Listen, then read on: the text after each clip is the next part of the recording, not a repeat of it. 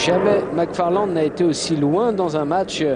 Il n'avait pas dépassé les 15 rounds jusqu'à présent. Et la seule fois où cela lui était arrivé, c'était contre Keith Goodman à Davenport le 16 avril 1907. Véritable épreuve donc maintenant pour les deux boxeurs.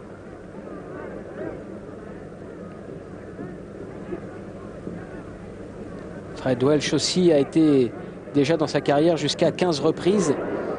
C'était lorsqu'il avait remporté le combat contre le champion du monde des poids plumes, Ab Attel, dans un combat qui ne comportait aucun titre à la clé.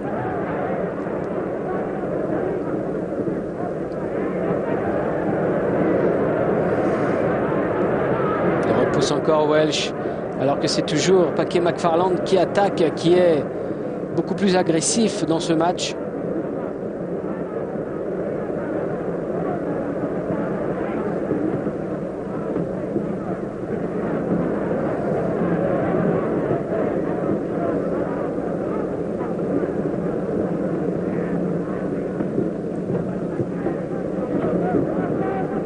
Et McFarland encore, qui tient le centre, qui bloque les coups.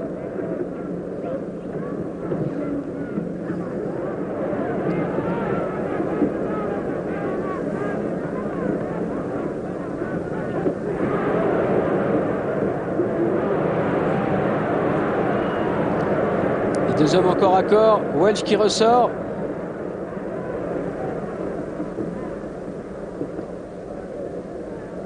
Qui se décale, toujours pour gêner la précision des coups de McFarland.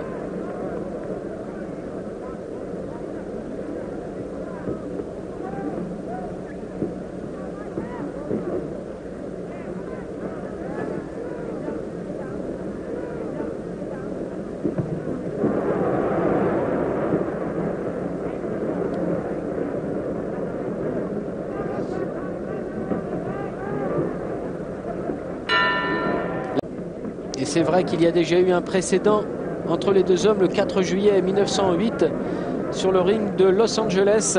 Il y avait eu match nul en 25 reprises.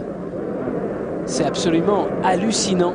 25 rounds à donner et recevoir des coups. Et le match n'avait pas pu départager les deux hommes. Et cette fois encore, le combat reste très équilibré, comme quoi les deux talentueux boxeurs n'ont rien à envier à l'un et à l'autre. C'est incroyable.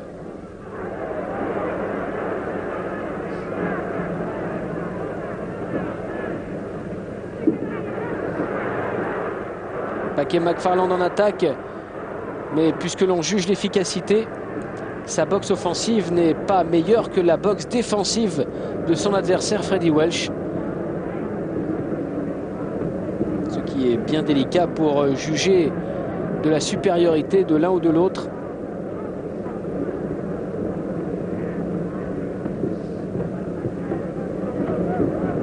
Pour leur troisième rencontre, eh bien, les deux boxeurs vont encore parvenir à ce constat d'équilibre des forces.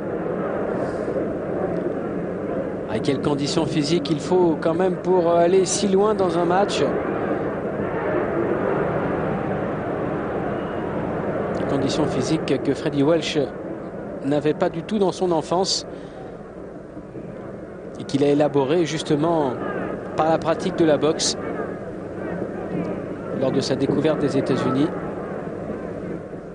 où ses parents l'avaient donc envoyé en cure pour se tailler un corps, un physique, pour se renforcer musculairement. Mission réussie. Nous sommes dans la 20e reprise et Freddie Welch est toujours là, vaillant, même s'il subit ici le feu de Paquet McFarland.